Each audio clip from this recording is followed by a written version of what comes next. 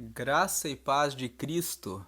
Seja muito bem-vindo a este canal que compartilha leituras, estudos, meditações e reflexões com base nos capítulos da Bíblia. Hoje nós vamos meditar, refletir em Eclesiastes capítulo 2. Eclesiastes é um livro que foi escrito pelo rei Salomão na sua velhice. Ele escreveu o livro de Provérbios, trazendo vários conselhos para a vida, e quando ele estava mais velho, ele escreveu o livro de Eclesiastes, falando sobre as suas conclusões. E no capítulo 2 ele fala assim: eu estou usando aqui a versão da NVI, que é a nova versão internacional que tem uma linguagem mais atualizada. Versículo 1: Pensei comigo mesmo, vou experimentar a alegria. Descubra as coisas boas da vida. Mas isso também se revelou inútil. No capítulo 1, Salomão fala que tudo que ocorre na vida é uma repetição, não existe nada de novo. Ele fala que tudo é inútil. As pessoas ficam correndo atrás de tantas coisas e no final a vida é algo que passa muito rapidamente. E agora, no capítulo 2, ele está prosseguindo, dizendo que, diante da vida, ele resolveu buscar a alegria. E quando ele foi experimentar a alegria, ele buscou as coisas boas da vida, ele também chegou à conclusão de que a alegria era algo inútil. Vamos ver por que ele fala isso, prosseguindo na leitura. Versículo 2: Concluí que o rir é loucura e a alegria de nada vale. Quando ele fala isso, ele está falando que ele continuou com o vazio, sem encontrar o sentido da vida, mesmo buscando prazeres, buscando alegria. Versículo 3: Decidi-me entregar ao vinho e à extravagância, mantendo, porém, a mente orientada pela sabedoria. Veja que ele fala que ele resolveu beber, né? Experimentar vários vinhos. Quando ele fala assim, a extravagância, ele ficou buscando coisas diferentes, coisas luxuosas, e ele diz aqui, mantendo, porém, a minha mente orientada pela sabedoria. Não sei como que Salomão escreveu isso, né? Porque como que uma pessoa pode se entregar ao vinho e à extravagância mantendo a sabedoria? Talvez o que ele queira dizer aqui é que ele bebia, mas com moderação, experimentava os vinhos e o prazer de estar ali reunido com alguns amigos, talvez muitos deles pessoas ricas, importantes, que acompanhavam a vida dele ali, mas mantendo o equilíbrio. E prosseguindo no versículo 3, na segunda parte, eu queria saber o que valesse a pena debaixo do céu, nos poucos dias da vida humana. Vamos lembrar que ele escreveu Eclesiastes quando ele estava mais velho. Então, ele já estava pensando a respeito da brevidade da vida. Quando a pessoa vai chegando numa idade mais avançada, ela vai tendo consciência de que a vida vai passar. Então ele estava ali, tentando encontrar alguma coisa que valesse a pena. O interessante aqui é que Salomão viveu tanto tempo até chegar a escrever Eclesiastes e, mesmo tendo vivido tantos anos, ele ainda estava procurando alguma coisa que valesse a pena. Versículo 4: Lancei-me a grandes projetos, construí casas e plantei vinhas para mim. Versículo 5: Fiz jardins e pomares, e neles plantei todo tipo de árvore frutífera. Então, os versículos 4 e 5. Ele se envolveu em empresas, vamos dizer assim, de construção. E ele resolveu fazer grandes construções e plantar várias árvores, ou seja, se envolveu com jardinagem. Vamos dizer assim, atualizando esse texto, que ele se envolveu com casa e decoração, com decoração, arquitetura, móveis planejados jardins, e ele ficou ali se ocupando de ver essas belezas para ver se ele ocupava, preenchia o vazio dele. Versículo 6. Construí também reservatórios para regar os meus bosques verdejantes. Versículo 7. Comprei escravos e escravas e tive escravos que nasceram em minha casa. Além disso, tive também mais bois e ovelhas do que todos os que viveram antes de mim em Jerusalém. Versículo 8. Ajuntei para mim prata e ouro, tesouros de reis e de províncias. Servi-me de cantores e cantoras e também de um harém, as delícias do homem. Então veja aqui no versículo 7 e 8, ele está dizendo que ele teve muita riqueza, porque ele teve escravos. Ele fala que também ele foi um fazendeiro, porque ele teve muitos bois e ovelhas. Depois no versículo 8 ele fala que eu ajuntei para mim prata e ouro e tesouros de reis e de províncias. Fala que ele foi colecionador, porque ele comprava os tesouros de outros reis e de outras províncias para juntar nas coleções dele.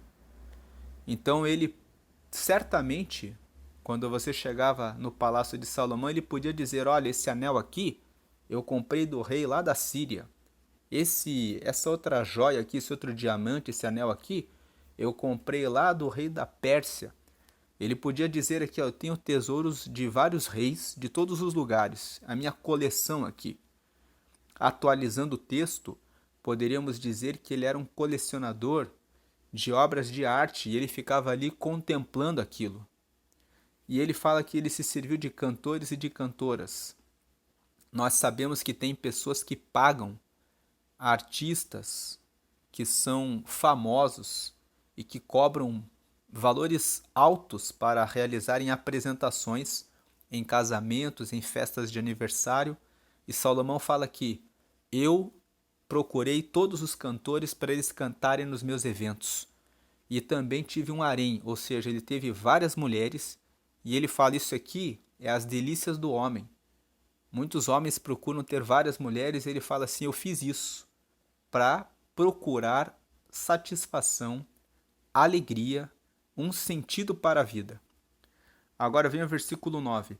Tornei-me mais famoso e poderoso do que todos os que viveram em Jerusalém antes de mim, conservando comigo a minha sabedoria. Então ele fala aqui que existe um texto que conta que a rainha de Sabá veio de longe e trouxe uma grande comitiva para questionar Salomão e testar a sua sabedoria.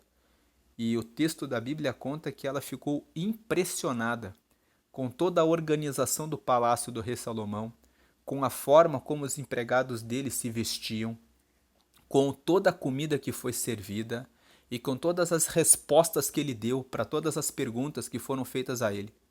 E ele está falando aqui no versículo 9 que ele se tornou o mais famoso e poderoso do que todos os que viveram em Jerusalém antes dele, e conservando com ele a sabedoria. No versículo 10, não me neguei nada que os meus olhos desejaram. Não me recusei a dar prazer algum ao meu coração. Na verdade, eu me alegrei em todo o meu trabalho. Essa foi a recompensa de todo o meu esforço. Então Salomão está dizendo: tudo que eu tive vontade de fazer, eu fui fazendo com a finalidade de buscar alegria. E no final de tudo, se eu sobrou alguma coisa que eu me alegrei, que eu recebi de recompensa, é o fruto do meu trabalho. Eu olhei e vi que fui eu que trabalhei e consegui isso e consegui aquilo. Versículo 11. Contudo, ou seja, apesar de tudo isso, quando avaliei tudo que as minhas mãos haviam feito e o trabalho que eu tanto me esforçara para realizar, percebi que tudo foi inútil. Foi correr atrás do vento. Não há qualquer proveito no que se faz debaixo do sol.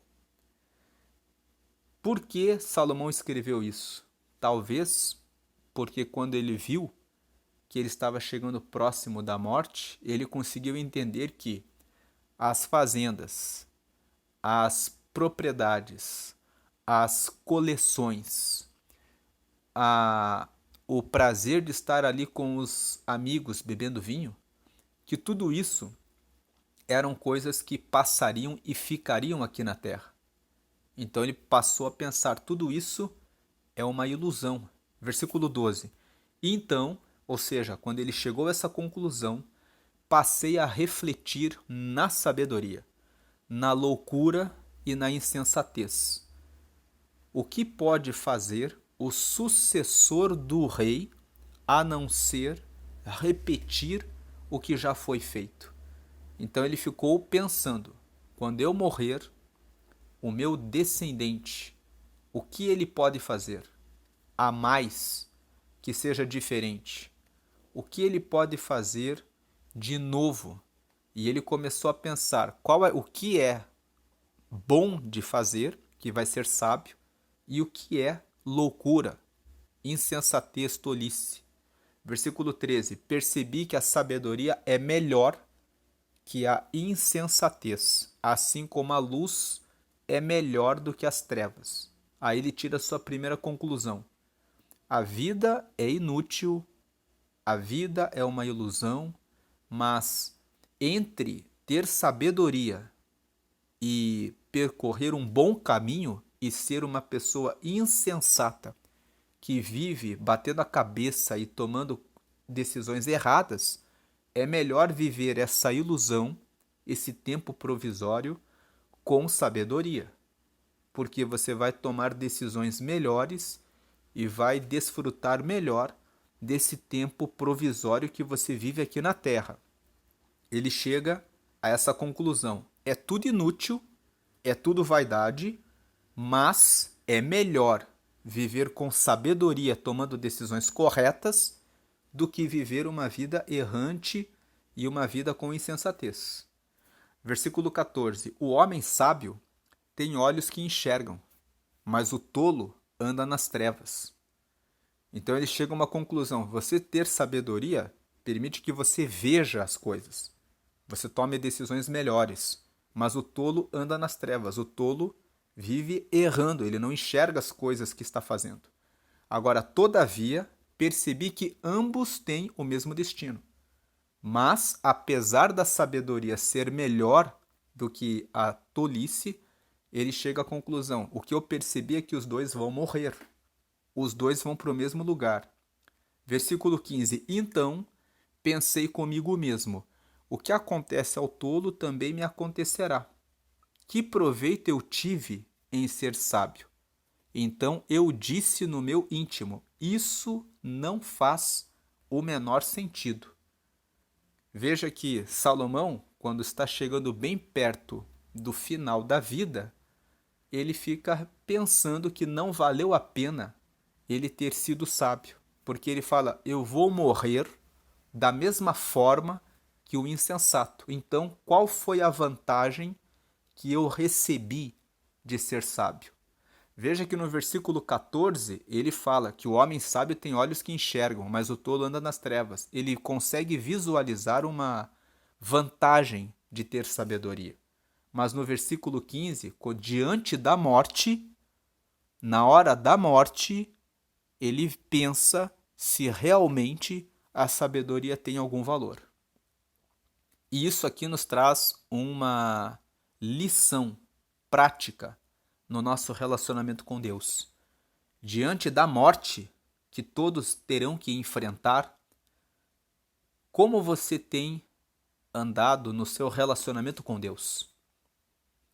Porque você pode ser muito sábio e fazer tudo isso que Salomão fez, conseguindo riqueza e tudo que você quer, mas se o seu relacionamento com Deus não vai bem, na hora da sua morte, para onde vai a sua alma? Jesus disse isso, contou uma parábola, dizendo um homem muito rico começou a ver que os seus celeiros estavam cheios e ele pensou assim, o que eu vou fazer da minha vida agora? Já sei, vou quebrar todos esses celeiros e vou construir outros maiores para conseguir armazenar mais comida, mais coisas. E aí Jesus disse, louco, essa noite te pedirão a tua alma. E o que você tem preparado será para quem? Então Jesus contou essa história para mostrar, ilustrar um homem que ficou buscando riquezas e que foi um bom gestor e administrador, mas que tudo aquilo que ele juntasse naquela noite ele morreria. Para onde ele iria? E diante da morte, de fato, não importa se você é sábio ou se você é tolo. Diante da morte, o relacionamento com Deus é que define para onde vai a sua alma.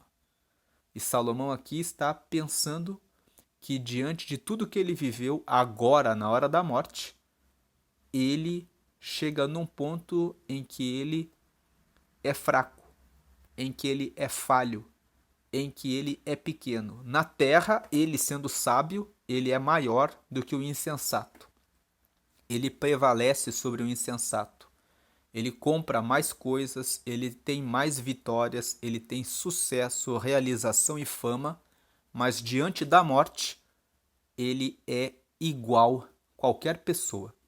Diante da morte, ele é frágil, ele é fraco, ele é mortal, e é na hora da morte que se revela a grandeza e a soberania de Deus.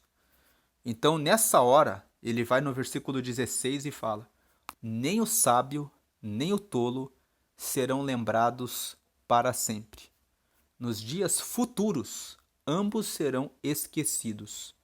Como pode o sábio morrer, como morre o tolo? Isso é uma coisa que Salomão estava querendo buscar um sentido. Estava querendo prolongar a sua fama, o seu reconhecimento, e tem pessoas que fazem isso.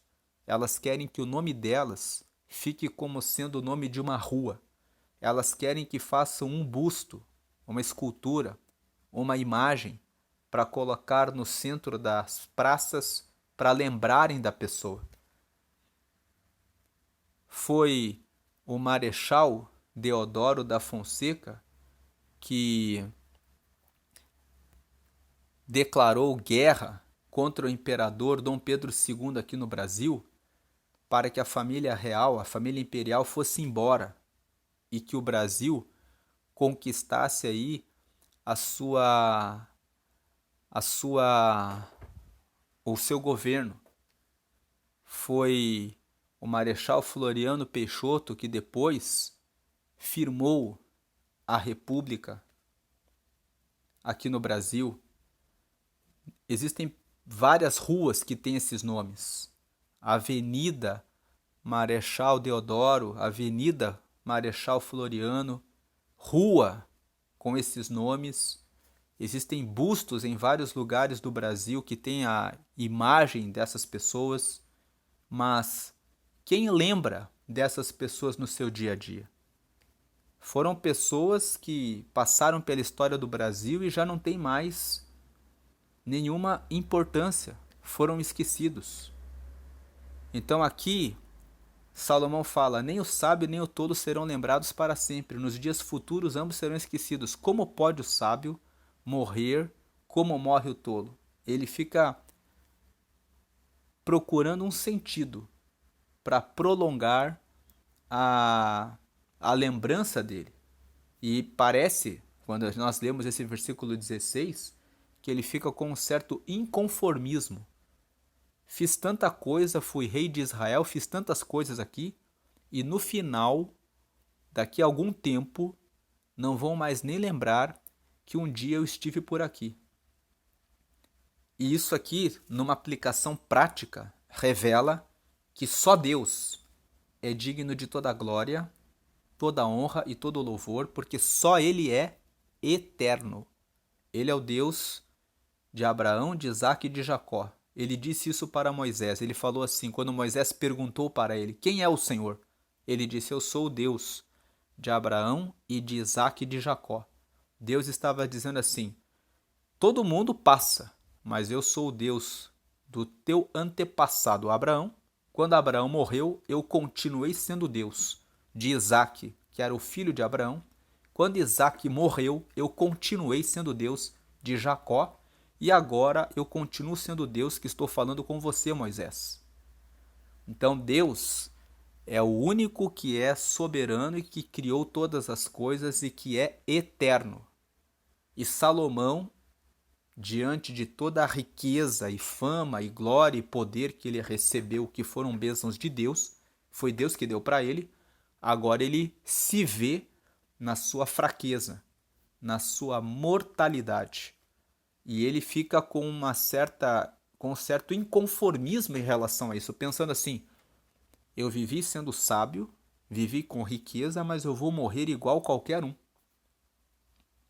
E é isso ele que muitas vezes decepciona muitas pessoas que não entendem que o valor da vida é em ter comunhão com Deus, para estar para sempre com Deus, e que o propósito dessa vida é honrar e dar glórias a Deus. Se Salomão tivesse vivido uma vida entendendo isso, agora na hora da morte, ele provavelmente não escreveria essas coisas. Mas Deus permitiu que ele vivesse essas coisas e escrevesse esse livro para mostrar para nós, numa aplicação prática. Nós corremos atrás de tantas coisas e, no final, estamos correndo atrás de vento. Porque uma única coisa importa: termos relacionamento com Deus. E o Salmo 23 vai nos lembrar: o Senhor é meu pastor, nada me faltará. Eu tenho fôlego de vida, eu tenho o pão nosso de cada dia, eu tenho a água que eu preciso, eu tenho as vestes que eu necessito e eu posso trabalhar com as minhas mãos e ganhar o sustento para oferecer para a minha casa e para a minha família aquilo que nós precisamos. E isso que tantos dizem é tão pouco, na verdade, corresponde à abundância de Deus, mas as pessoas, na sua insatisfação e na sua busca por tantas coisas, correm atrás de mais e tantas coisas, para no final se decepcionarem com tudo que gastaram da sua vida e do esforço nessa terra. Na hora da morte, até aquele que fez tanta coisa percebe a sua fragilidade, a sua fraqueza, a sua mortalidade. Versículo 17: por isso desprezei a vida, pois o trabalho que se faz debaixo do sol pareceu-me muito pesado. Tudo era inútil, era correr atrás do vento. Veja que no momento em que Salomão compreendeu a sua mortalidade, aí ele avaliou que todo o trabalho que ele fez não valeu, foi muito esforço.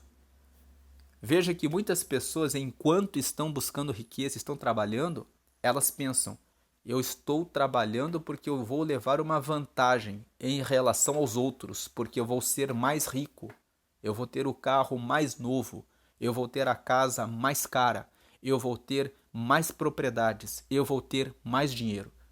E enquanto ela está nessa visão, nessa perspectiva, ela pensa que está valendo muito a pena. Mas diante da morte, vendo eu vou morrer e aquele que está na rua também vai morrer igual, nessa hora ele parou e pensou: eu gastei a minha vida trabalhando demais para correr atrás do vento. Nessa hora pareceu para ele conseguiu mudar a perspectiva e conseguiu perceber que o trabalho que ele fez, na verdade, foi muito pesado, porque ele ficou trabalhando horas e horas, buscando, e ele conquistou a riqueza, mas ele falou: no final, aquele que não trabalhou tanto, não se esforçou tanto, ficou mais desfrutando da vida e vivendo seu dia a dia com calma, com tranquilidade, vai morrer e vai morrer mais em paz do que eu, que fiquei me esforçando tanto para construir tantas coisas e conquistar tantas coisas e agora saber que eu não vou levar nada. Então, por isso, eu desprezei a vida. Ele falou: não valeu a pena, porque o trabalho que eu fiz debaixo do sol foi muito pesado. Tudo era inútil.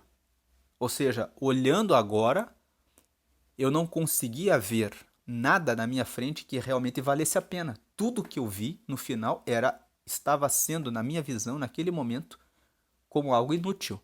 Era correr atrás do vento. Versículo 18: desprezei todas as coisas pelas quais eu tanto me esforçara debaixo do sol, pois terei que deixá-las para aquele que me suceder. Olha o que Salomão mostra aqui. Mostra aqui, vamos dizer, uma certa pequenez de espírito. A preocupação dele. O outro vai ganhar tudo sem fazer nada. Eu que fiz tudo e eu vou ter que deixar para alguém. Aquele que me suceder vai receber tudo. Versículo 19. E quem pode dizer se ele será sábio ou tolo? Olha a segunda preocupação de Salomão. Vai que eu deixo toda essa riqueza para um tolo que vai desperdiçar tudo. E se ele for sábio, de repente ele vai administrar. Ele está preso, acorrentado, preocupado com aquilo que ele ganhou. Tem pessoas que ficam preocupadas com coisas materiais e ficam pensando, vai ficar para quem? Contudo, terá domínio sobre tudo o que realizei com o meu trabalho e com a minha sabedoria debaixo do sol. Isso também não faz sentido. Veja que ele está inconformado, que ele vai ter que deixar as coisas que ele fez, que ele produziu, que ele conquistou, que ele trabalhou, que o esforço dele, ele vai ter que deixar para alguém. E um detalhe, ele não tem nem domínio sobre quem é que vai sucedê-lo. Se a pessoa vai ser sábia e vai preservar, ou se a pessoa vai ser tola e vai desperdiçar tudo. Ele não tem controle sobre isso. Versículo 20. Cheguei ao ponto de me desesperar. Olha a situação de Salomão. Ele ficou desesperado por causa de todo o trabalho em que tanto me esforcei debaixo do sol. Ficou desesperado, pensando, vai ficar para quem isso daqui? Versículo 21. Pois um homem pode realizar o seu trabalho com sabedoria, conhecimento e habilidade, mas terá que deixar tudo o que possui como herança para alguém que não se esforçou por aquilo. Isso também é um absurdo e uma grande injustiça. Então aqui traz uma reflexão para aquelas pessoas que ficam preocupadas em trabalhar tanto e dizendo eu tenho que deixar uma herança para os meus filhos e que não viajam, deixam de comer em um bom restaurante, de comprar uma boa roupa, pensando eu tenho que juntar tudo para deixar para os meus filhos. Você sabe se eles vão administrar bem? Você sabe se eles vão valorizar o teu esforço? Muitos herdeiros põem tudo a perder do dia para a noite porque não aprenderam a administrar e não se esforçaram para conquistar. Mas sábio é fazer que os filhos entendam o valor do trabalho, que eles tenham que buscar as suas riquezas pelo seu próprio esforço para que valorizem aquilo que estão conquistando. Muitas vezes deixar as coisas assim faz com que os filhos não saibam fazer a administração. Versículo 22. Que proveito tem um homem de todo esforço e de toda ansiedade com que trabalha debaixo do sol? Então ele viu aqui os dias que ele ficou preocupado, ansioso. Será que os pedreiros já terminaram de construir a casa? Eu quero ver logo essa casa, essa sala aí, essa sala toda enfeitada. Eu já quero ver o piso colocado, eu quero ver como que ficou. Com toda essa ansiedade, que proveito ele tem? Versículo 23. Durante toda a sua vida, seu trabalho não passa de dor e tristeza. Mesmo à noite, a sua mente não descansa. Isso também é absurdo. Então Salomão aqui, mais na velhice, está pensando a respeito do que ele fez. Que ele ficou noites em claro, pensando nas obras, nas coisas que ele estava fazendo. E ele chega à conclusão, esse desgaste, essas dores, essas tristezas aí, essas preocupações, não valem nada, isso é um absurdo. E isso nos traz uma aplicação prática. Ficar ansioso, carregando preocupações com pressa em fazer uma construção com as coisas, é uma perca de tempo. Nós esperamos 9 meses para nascer.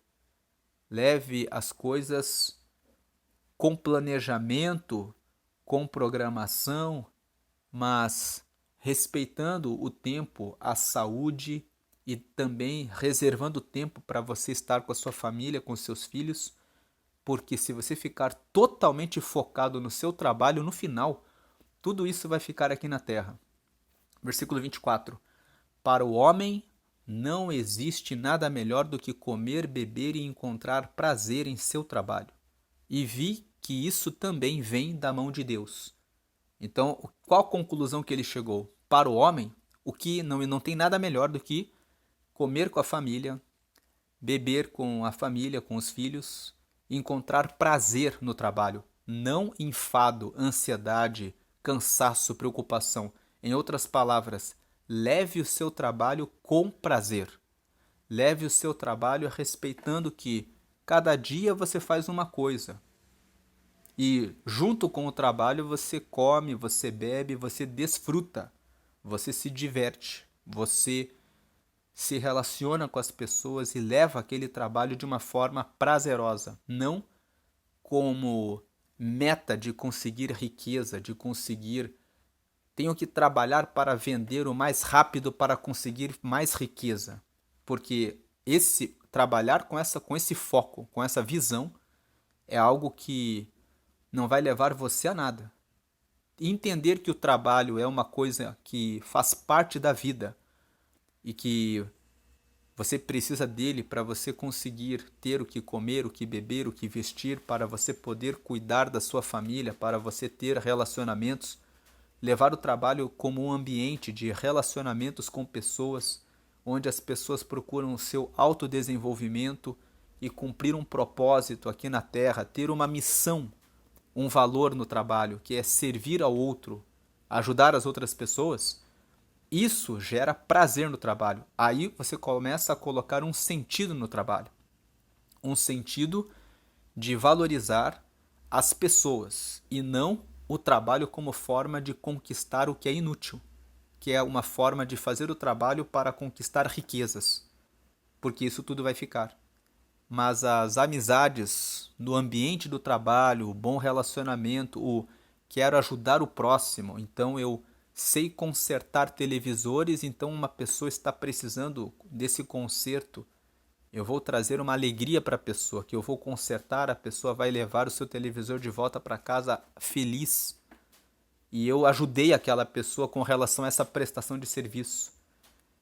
Então, se a pessoa tem um salão, ou ela tem uma oficina, ou é um médico, ou é um advogado, eu fiz aquele trabalho e eu ajudei a pessoa. A pessoa ficou alinhada, ficou com o cabelo bem cortado, ficou ali com um trabalho que recebeu o seu direito, estava precisando de um remédio, recebeu a cura. Eu vi que isso também vem da mão de Deus. O que é que vem da mão de Deus?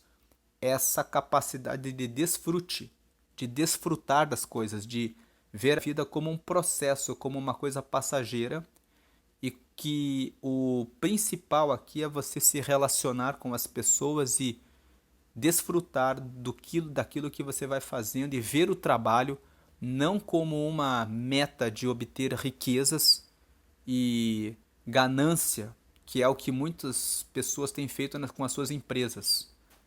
Nós queremos dinheiro, então elas passam por cima dos direitos trabalhistas, elas passam por cima dos colaboradores, elas fazem com que os colaboradores não tenham os seus direitos respeitados, elas praticam assédio moral,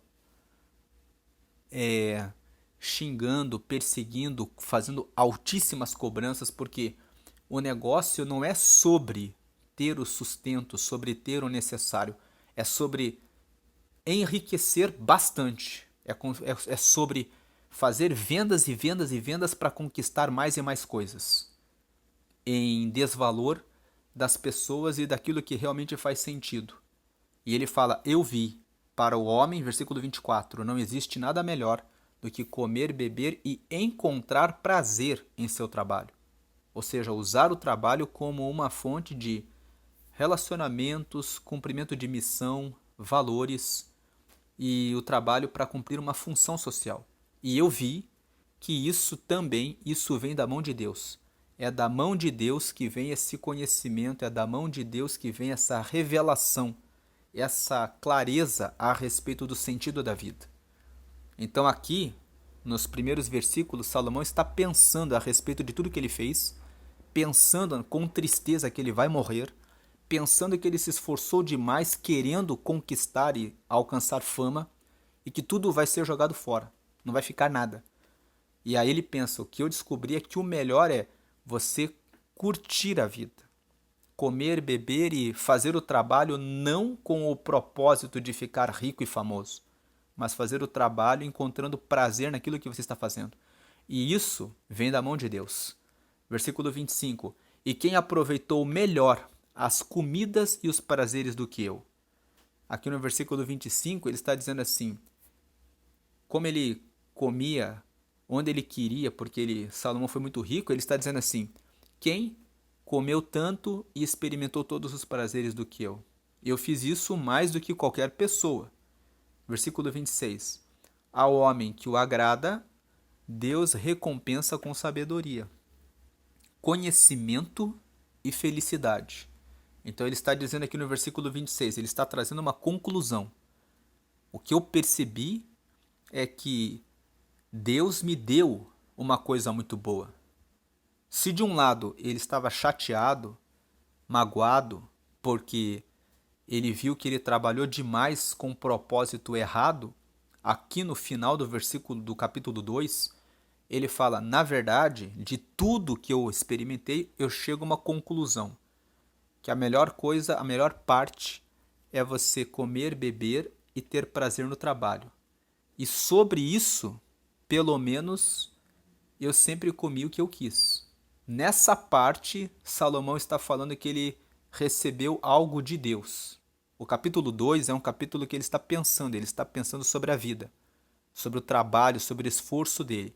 Ele completa o capítulo 2 dizendo que o sentido é desfrutar. E ele fala assim, quem aproveitou melhor as comidas e os prazeres do que eu? Nessa parte, Deus me deu isso. Então, alguma coisa eu recebi.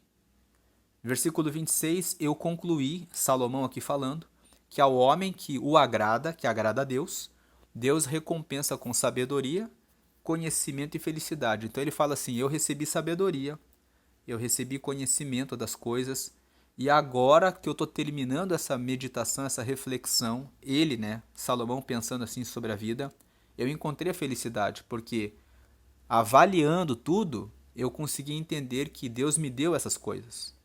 Quanto ao pecador, pecador é aquele que fica longe de Deus, Deus o encarrega de ajuntar e armazenar riquezas para entregá-las a quem o agrada.